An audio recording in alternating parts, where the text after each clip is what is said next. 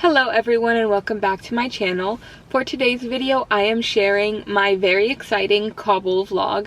I was in Kabul, Afghanistan for 3 weeks this past summer. I was there towards the end of August and I left during the beginning of September.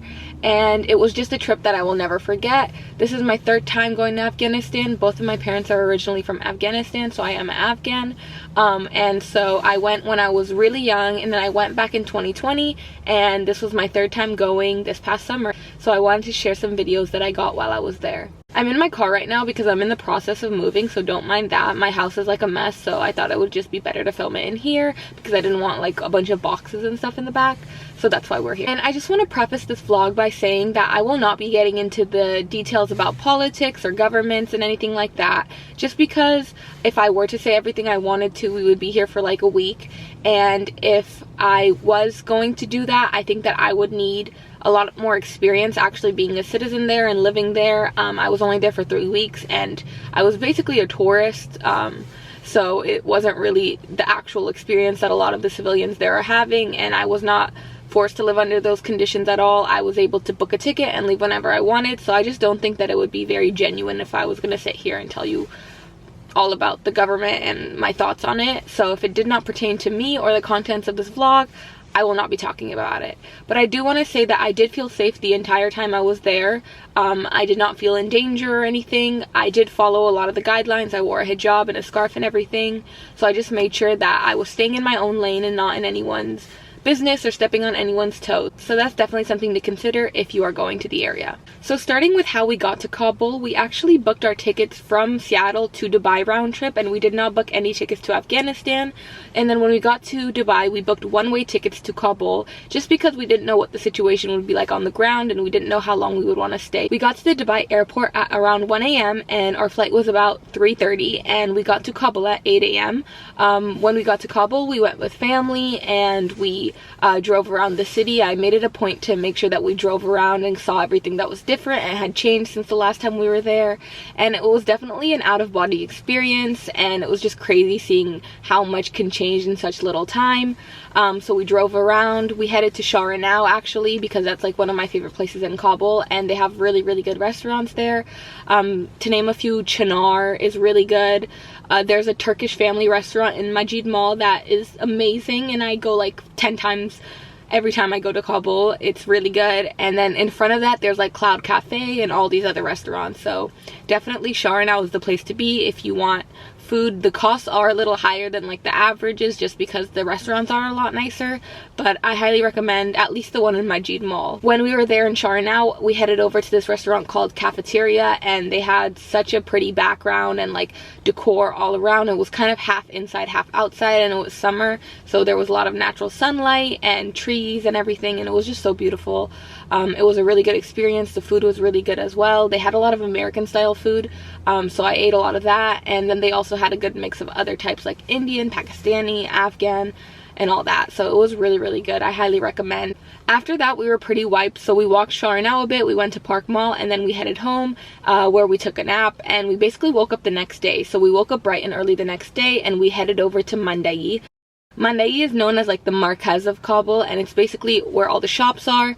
Think like the Grand Bazaar. There's some stores inside of like this mall type of structure, and then there's some outside, and you can pretty much find anything on God's green earth in Mandai. It did cause a lot of sensory overload for me, and like it stressed me out. I don't recommend going there if you're claustrophobic at all, because you're gonna have people bumping into you, pushing past you, and like screaming. So if that's not your cup of tea, I wouldn't go there, but it definitely is like a once in a lifetime thing. I always make sure to go at least once, and it's just an experience. Like you can find everything. I bought a bunch of knickknacks and like souvenirs to bring back home, and it was just a fun experience overall, so I recommend it. My mom picked up a few dishes, and I looked at all of the Afghanis, but we didn't really like the ones that we saw at Mandai, so we headed over to a bazaar. It was called Lace Maryam, I believe, and we headed over there, and that's where I found a few Afghanis that I actually picked out. They have the most beautiful Afghanis back home, such different designs, and very, very cool vintage pieces that you cannot find anywhere else. So I picked up like 5,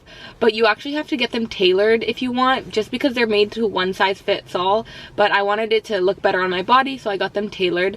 While we got them tailored, we headed over to Boast, which is a restaurant, and they had really, really good food there as well. Boast had some of the most beautiful decorations. They had like this really pretty picture of this woman on their wall, and then small books and stuffs about the Watan to look at, so that was a very fun experience. And so we just relaxed, we had some tea and some dried fruits, and we caught our breaths. After that, we were pretty wiped out, so we headed over to Baristan, which is the best shiryakh in Kabul in my opinion, or at least from the ones I've had, it's the best.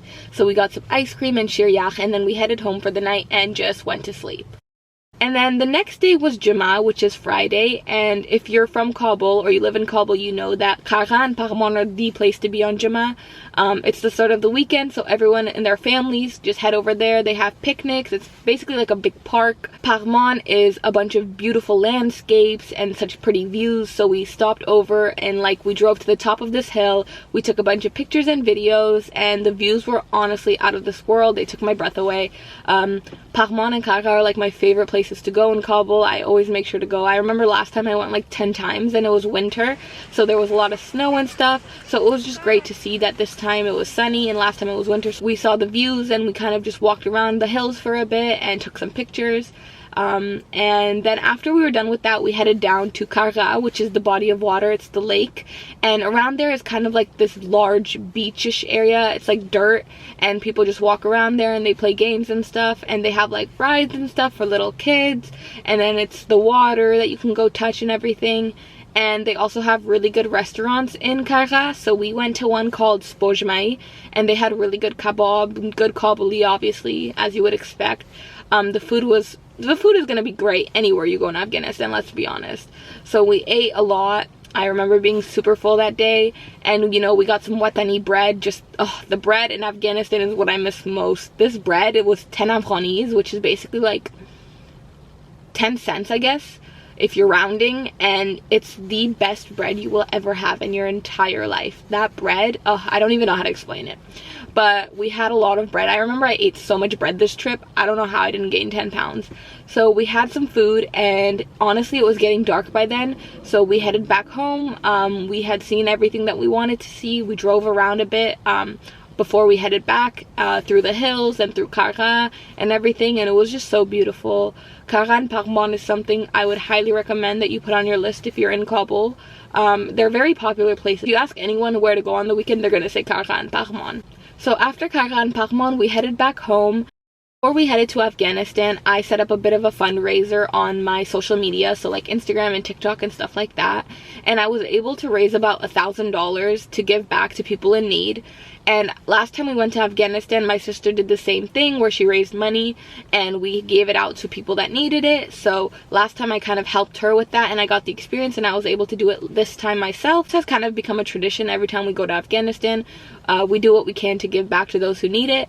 So I look forward to continuing this every time I go. So since I had raised this money, I had to figure out where to allocate it. So for the first large majority of the money, which was about 650 USD, I bought a cow and I did a qurbani. If you don't know what a qurbani is, it's basically a sacrifice where you kill an animal and then you distribute the meat to basically everyone, especially those in need. So we drove around Kabul and we gave it to everyone we saw. There's a lot of beggars on the street, so we made sure to focus on them. And then I also made sure to focus on women and children the best we could, just because they're the most vulnerable parts of the population in Afghanistan. But I did not record them, just because you don't record women really in Afghanistan. It's just not something you do, and I didn't want them to feel uncomfortable when I was giving it to them, so I just chose not to record. But I did record a lot of the men and the children, just because they were more open to being recorded. We were able to distribute the meat to 150 families, and everyone was so thankful and so happy. And if you don't know, meat is a luxury that not many can afford in Afghanistan. This is not something that they get very often, especially if they're working like a regular job, just because it's so expensive there. So this was definitely something that was very helpful to them and that they really appreciated. I remember someone told me that they hadn't eaten meat in 4 months before we gave it to them, so that was just so heartbreaking, but also I was so happy to be able to help and offer what I could to them. over 90% of the Afghan population is in danger of falling under the poverty line. So if you are in the area, I really suggest that you help those if you can. So after we did all the distributions of the meat, we had about $350 remaining. For like $150 of it, we bought some ready-to-go meals. We bought some bread and everything and handed it out to children. We also bought baby formula and I gave it to mothers in need, and some oil and just other household necessities that people were in need of, and we basically just gave all that out. And then there was about $200 left, which we turned into smaller Afghani bills, so 1,000, 500, 100. With the smaller bills, we handed it out based on financial need. Again, I made sure to focus on women and children, and I just gave them as much as we could. So if people needed some more, like for rent, or if they had children, I would give them a bit more. And then if I had like smaller children come up to me, I would give them like hundreds, Afghani hundreds, and so on and so forth until we were done. If you want to know more about exactly how I allocated everything and some pictures and stuff, head over to my Instagram, and I have a bunch of information on there. I do just want to give another huge thank you to those of you who donated. Even if you couldn't donate, if you just spread the word on your Instagram or other social media, thank you so much. It honestly helped so much. Everyone was so thankful, and thank you a million times over. This is an experience that I will never forget. The looks on the children's faces and just being able to give back to those who really need it the most is something that I will carry on with me for the rest of my life, and I really hope to do this again. And then I did take a video of some of the kids on my street. I actually became very close friends with a lot of them, and they would tell me some stories. And on the last day I was there, they wanted to show me their cartwheels and their tricks. So I have this video of them like cartwheeling in the middle of the street, and they're just so funny. And kids being kids, honestly, they were such a blast. Every day I would talk to them and we would go get ice cream, or we would go grab some food and everything with them. And honestly, it was just an experience that I will never forget. And sadly, the next day was the day that we were leaving Kabul, so we headed over to the airport with our family. We said bye to everyone, and there was a lot of tears shed. And we headed over back to Dubai, where we stayed for about a week before finally returning to Seattle.